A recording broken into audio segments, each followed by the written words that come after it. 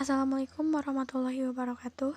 Bertemu lagi bersama saya Putri Rahayu pada materi teori portofolio dan investasi. Pada kesempatan kali ini kita akan membahas materi pada bab 11, yaitu tentang analisa sekuritas.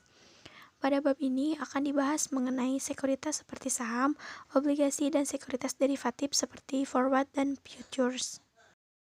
Sekuritas atau efek adalah surat berharga atau aset keuangan yang dapat diperdagangkan dengan tujuan penerbitannya adalah sebagai sumber pendanaan bagi perusahaan. Sekuritas atau ekuitas adalah bentuk kepemilikan yang dimiliki oleh pemegang saham pada suatu entitas, misalnya pada suatu perusahaan yang berwujud saham, baik saham biasa atau saham preferen dan waran.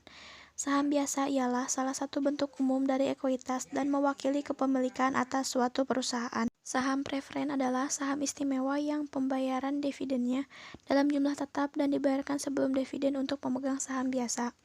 Waran mirip seperti kontrak opsi yang memberikan hak kepada pemiliknya untuk membeli saham biasa pada harga tertentu atau eksersi sebelum kadaluarsa. Para investor, nilai rasional dalam berinvestasi akan menentukan fundamental value atau intrinsic value dari suatu aset bila mereka memiliki pengetahuan dan informasi yang lengkap. Selanjutnya kita akan membahas tentang pendekatan dalam memilih saham.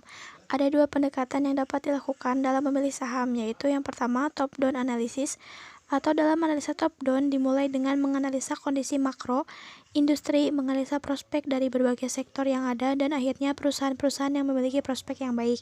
Yang kedua adalah pendekatan bottom-up.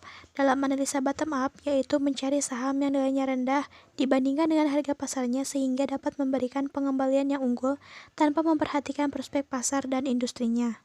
Selanjutnya terdapat klasifikasi saham. Yang pertama ada growth stock, saham dengan imbal hasil investasi yang lebih tinggi.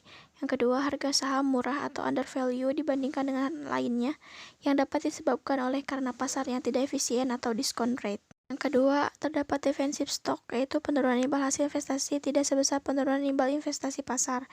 Yang ketiga ada cycle stock, hasil investasi lebih berfluktuatif dibandingkan dengan imbal investasi pasar. Yang keempat, ada seasonal stock, di mana hasil investasinya sangat fluktuatif sesuai musim tertentu. Dan yang terakhir, terdapat speculative stock yang berkemungkinan besar dapat memberikan tingkat imbal hasil investasi yang rendah atau negatif dan memiliki kemungkinan kecil untuk memberikan tingkat imbal investasi yang normal atau tinggi. Selanjutnya terdapat penilaian saham.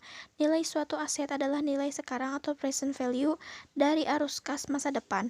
Dalam mencari nilai tersebut perlu diketahui yang pertama, besarnya imbal investasi yang akan diperoleh, yang kedua, waktu imbal hasil investasi tersebut diperoleh, dan yang ketiga, tingkat imbal investasi yang dibutuhkan atau required rate of return.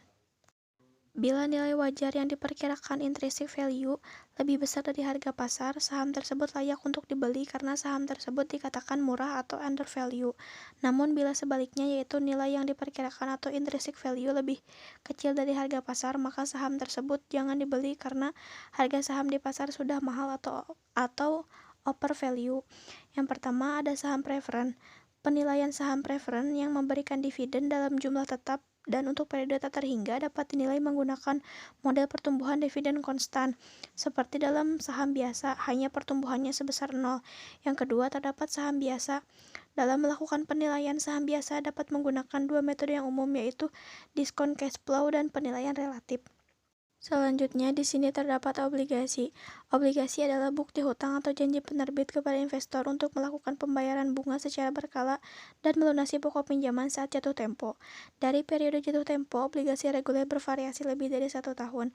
Obligasi putable yang dapat dijual sebelum jatuh tempo, obligasi callable, penerbit melunasi lebih cepat sebelum jatuh tempo. Nilai par obligasi dikenal juga dengan face value, dapat memiliki nilai yang beragam, namun harganya akan dikuotasikan dalam persentase dan par value. Kupon merupakan istilah yang digunakan dalam obligasi untuk menjelaskan bunga dalam obligasi. Jenis kupon dibedakan menjadi 4. Yang pertama, tingkat suku bunga mengambang atau floating rate. Yang kedua, tingkat suku bunga variabel. Yang ketiga, kupon 0 atau zero kupon. Yang keempat, ada step up. Selanjutnya terdapat penilaian obligasi. Prinsip value aset keuangan termasuk obligasi adalah nilai aset sama dengan keseluruhan arus kas yang akan dihasilkan. Kemudian yang kedua terdapat durasi. Durasi dalam segala bentuknya, mau kalai atau mau DeFi, adalah salah satu perangkat penting yang digunakan di pasar surat berharga pendapatan tetap pada saat ini. Dengan menganalisa formula Mau-Cauley duration, ada beberapa faktor penting yang dapat mempengaruhinya. Yang pertama ada kupon. Jika kupon naik, menurunkan durasi. Jika kupon turun, menaikkan durasi. Yang kedua ada hasil serahan atau yield. Jika yield naik, menurunkan durasi. Jika yield turun, menaikkan durasi. Kemudian terdapat jatuh tempo atau maturity. Jika jatuh tempo lebih lama, menaikkan durasi. Jika jatuh tempo lebih cepat, maka menurunkan durasi. Kemudian yang ketiga, terdapat modify duration. Durasi yang dimodifikasi adalah ukuran dari sensitivitas harga obligasi terhadap perubahan tingkat suku bunga. Yang keempat, terdapat derivatif.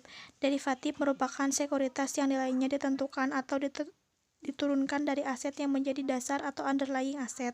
Terdapat 4 kemungkinan posisi, yaitu yang pertama long call, artinya memiliki hak untuk membeli. Yang kedua short call, yang artinya wajib untuk menjual. Yang ketiga long put, memiliki hak untuk menjual. Yang keempat short put, wajib untuk menjual.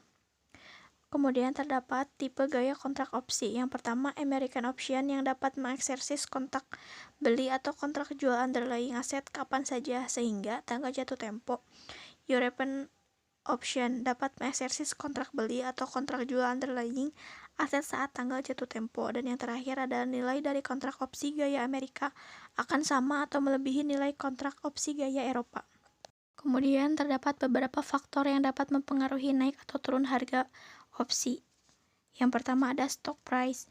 Bila harga saham semakin naik, maka kontrak opsi akan berakhir pada kondisi in the money. Yang kedua, terdapat exercise price. Bila harga exercise rendah, selisihnya semakin lebar dengan harga saham sehingga akan membuat in the money. Yang ketiga ada time dan volatility. Bila pada waktu akhir kadaluarsa panjang dan volatilitas tinggi, maka banyak waktu atas kejadian yang dapat menyebabkan harga saham naik. Namun bila volatilitas harga di bawah harga exercise, pelunasan tidak lebih rendah dari 0. Yang keempat ada interest rate. Bila suku bunga naik dengan asumsi harga saham tetap, akan membuat nilai sekarang dari harga exercise lebih kecil. Yang terakhir ada dividen. Bila dividen yang dibagikan tinggi, maka akan menghambat pertumbuhan harga saham sehingga akhirnya menahan untuk mencapai kondisi in the money. Selanjutnya, ada forward dan futures.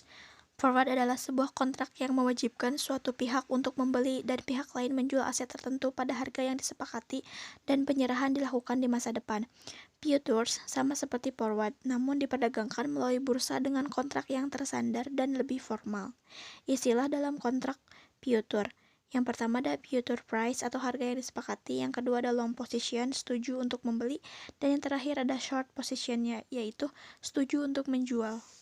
Kemudian terdapat ringkasan dari transaksi futures. Yang pertama ada spekulasi.